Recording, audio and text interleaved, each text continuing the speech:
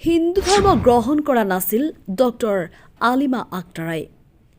পিতৃ মাতৃৰ বুকুত উভতি আহিছে ডক্টৰ আলিমা আক্তাৰা।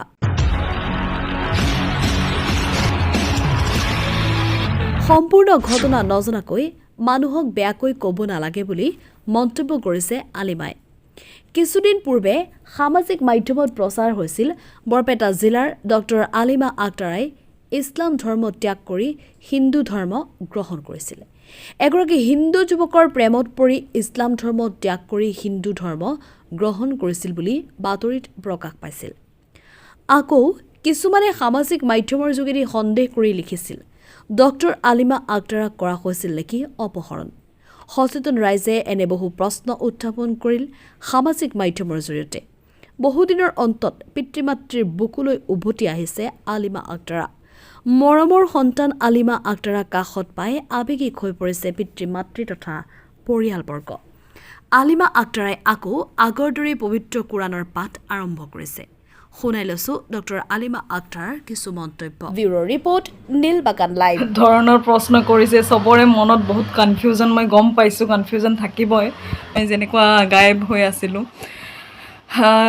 মই সকলোখিনি কথা মোৰ ঘৰৰ মানুহৰ লগত মই ডিছকাছ কৰিছোঁ, বাট আপোনালোকৰ লগত মই লাহেকৈ কথাখিনি ক'ম। বাট মোৰ এটা কথা বেয়া লাগিছে, বহুতে নানান ধৰণৰ কমেণ্ট কৰি আছে মোক, যেনেকৈ নহওক যেনেকৈ কৈ আছে কিছুমানে যে মই ইমান বেয়া কিবা কিবি, মোক বহুতে বহুত বেয়াকৈ কমেণ্ট কৰি আছে।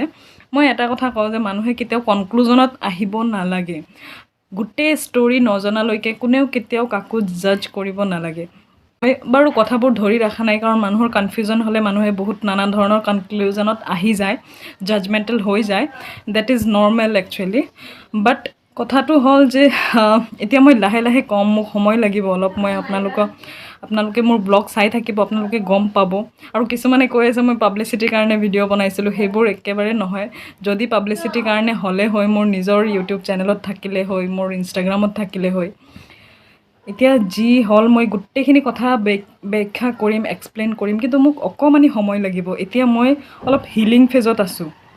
আজি মোৰ অলপ ভাল লাগি আছে, আজি মোৰ অলপ মানে কথা বতৰা ক'বলৈ মন গৈ আছে। মই লাষ্ট কেইদিনমান ধৰি মই মানে কাইণ্ড অফ ডিপ্ৰেশ্যনত যেতিয়া মানুহ থাকে যেনেকৈ হয়, তেনেকুৱা আছিলোঁ। মানে I was not being able to analyse anything. মোৰ একদম মানে এনেকুৱা হৈ আছিলে, মানে মোৰ মাইণ্ডত একো ভালে লগা নাছিলে। যি কি নহওক, মই আশা কৰোঁ আপোনালোক সকলোৱে সুখী আছে, ভালকৈ থাকক।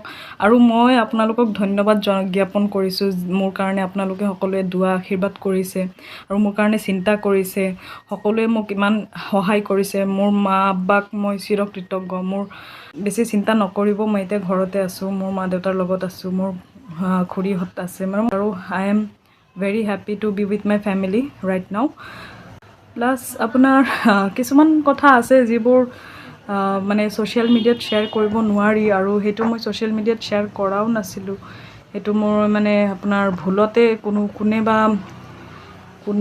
কেনেকৈ বা ছ'চিয়েল মিডিয়াত আহি গ'ল, নিউজত আহি গ'ল। মই নিজে মানে শ্বকড। তাৰপিছত মই নিজে কিছুমান দিনটো মই সেইটোৱে ভাবি মোৰ মাথা গৰম হৈ গৈছে যে মই মানে ইমান মোৰ ওপৰত ইমান নিউজ বনি আছে। মোৰ কিছুমানৰ হয়তো এনেকুৱা যিবোৰে ভাবি আছে পাব্লিচিটিৰ কাৰণে কৰিছে। মোৰ যদি পাব্লিচিটিৰ কাৰণে কৰিব থাকিলেহেঁতেন, দেনতো মোৰ সেনেকুৱা নিউজ বনিতো মোৰ ভাল লাগিলহেঁতেন, কিন্তু মোৰ ভাল লগা নাই। মই অহা নাই, মই একো নিউজত অহা নাই। মোক নিউজ চেনেলে মেছেজ কৰি আছিলে, মই কাৰো লগত কথা পতা নাই।